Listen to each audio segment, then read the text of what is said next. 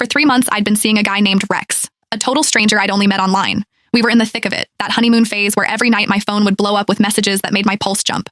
Miss you, sweetheart. Dreamt of you again last night. You were all over me begging for it. I was about to suggest we finally meet.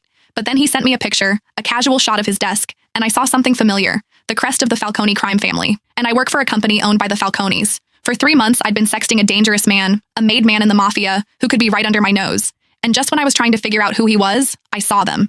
The custom black onyx cufflinks I'd picked out for Rex.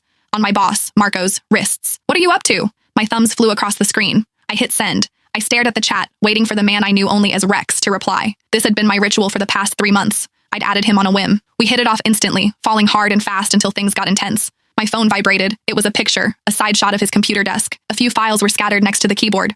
Working and waiting for a text from my sweetheart. A smile crept onto my face. This man knew exactly how to make me blush with just a few words. Maybe it was time to take this offline, to finally meet in person. But as I was about to type my reply, my fingers froze. Bottom right of the photo, on the corner of a folder, was a sliver of a metal pin, a falcon with its wings spread. The Falcone family crest, the same mafia that owned the company I worked for. My online boyfriend was one of them. I stared at the screen for a full 10 minutes, my mind blank. My thumbs hovered over the keyboard. Babe, what do you actually do? Are you with the Falcones? I typed the words, then deleted them, over and over. I didn't know what to say. If I asked, he'd ask right back. He'd want to know where I was. He'd find out I worked for a Falcone company. He would come looking for me. And then what? What the hell would I do then? When I didn't reply right away, Rex's texts started coming in, one after another. Baby, you there? Busy? Send me a pic. Like you do. Your hand, or anything. Dreamt of you again last night. You were all over me begging for it. His words were getting dirtier, bolder. But this time, my cheeks weren't just hot with a blush. They were burning with a cold dread.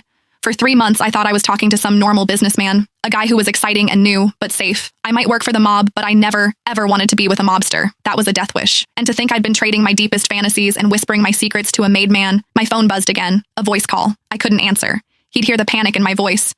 I fumbled with the screen, declining the call. Then I quickly typed out a lie. In a meeting, honey. Talk later. He seemed to buy it. A moment later, he replied, waiting for you. I closed the chat and took a deep, shaky breath. I needed to calm down, think. First, I had to figure out who he was. Was he some low-level muscle or a high-up manager? Second, what was I going to do? Risk it and keep this going or run for the hills? I opened our chat history, scrolling through our old messages, searching for clues.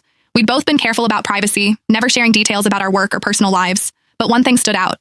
He'd once sent me an Abby pic from a gym mirror. His stomach was perfectly defined, and just below his left ribs, there was a black tattoo. It looked like some ancient, cryptic symbol, all sharp lines and mystery. It was the only identifying feature I had. The problem was, I couldn't exactly start ripping open shirts at headquarters to play a game of Find the Tattoo. Back at my desk, I scanned the office. Men in expensive suits with stone-cold faces prowled the halls. Any one of them could be Rex.